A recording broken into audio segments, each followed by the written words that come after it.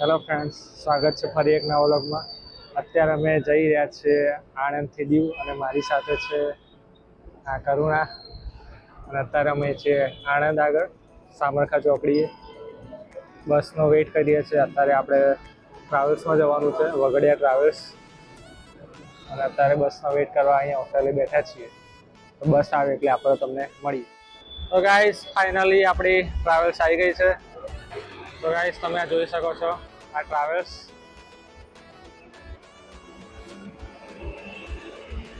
આમાં આપણે જવાનું છે દીવ. તો ચાલો અંદર બેસી. ગાઈસ ટ્રાવેલ્સમાં આવી ગયા છીએ. એક આ પ્રકારનું ઇન્ટિરિયર છે. અને અમારે આ સીટભાઈ 29. તો જોઈ શકો છો આ પ્રકારની છે ટ્રાવેલ્સ કંઈક.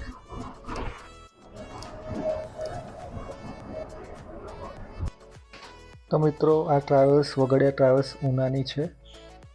તો મિત્રો આણંદથી દીવ જવાનો પર પર્સન રેટ 800 રૂપિયા છે.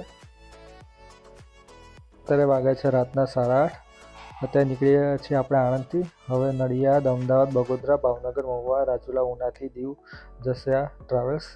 અરાઉન્ડ 10 થી 11 કલાકની આ જર્ની રહેશે.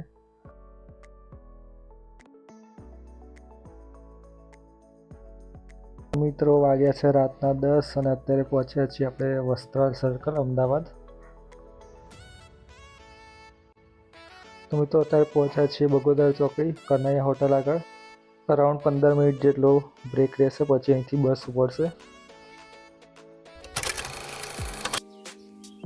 મિત્રો ખૂબ જ લાંબી જર્ની બાદ અત્યારે વાગે સવારના 7 અને અત્યારે આપણે પહોંચ્યા છીએ ઉના. હવે લગભગ 15 થી 20 મિનિટ જેટલું બાકી છે દીવ પહોંચવા માટે. અને તમે જોઈ શકો છો ખૂબ જ સુંદર સૂર્યોદય થઈ રહ્યો છે. તો મિત્રો અત્યારે આપણે એન્ટર થઈ ચૂક્યા છે દીવ બોર્ડર. આ છે ચેકપોસ્ટ અહીંયા.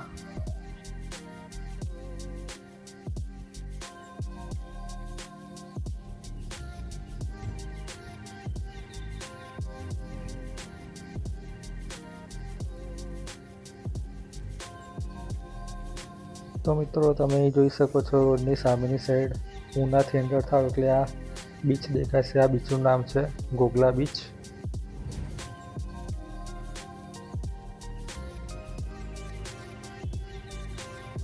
તો મિત્રો આપણે ફાઇનલી પહોંચી ગયા છે દીવ. અત્યારે વાગ્યા છે સવારના 8 અને તમે જોઈ શકો છો અત્યારે વાતાવરણ ખૂબ જ સુંદર છે. તો મિત્રો અત્યારે આપણે આવ્યા છીએ હોટલ આલિશાન. અહીંયા આપણે રૂમ બુક કરી છે. તો ચાલો પણ તમને પણ અત્યારે આ હોટલ બતાવીએ કેવી છે. તો ચાલો જઈએ અંદર. તો મિત્રો અહીંયા આગળ ચાલો ગેટ છે, અહીંયાથી આ ફર્સ્ટ આ રિસેપ્શન એરિયા છે.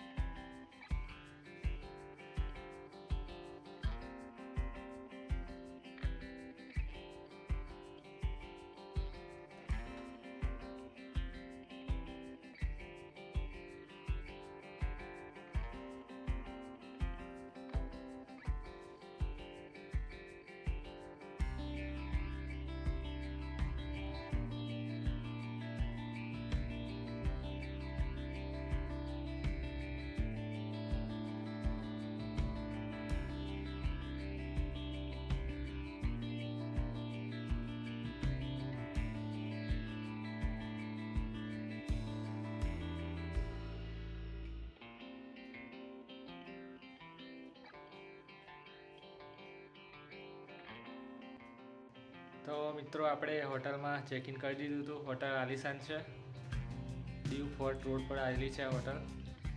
અને તમે જોઈ શકો છો આ રૂમ એકદમ સી વ્યૂ સાથે હોટલ છે. ખૂબ જ સારી પ્રોપર્ટી છે, તમે પણ એકવાર ચેકઆઉટ કરી શકો છો. 1 નાઇટનો અમારે આ લોકોએ 2000 રૂપિયા લીધા છે. તો ઓવરઓલ સારી છે. તમને આ બાથરૂમ પણ બતાવી દઉં.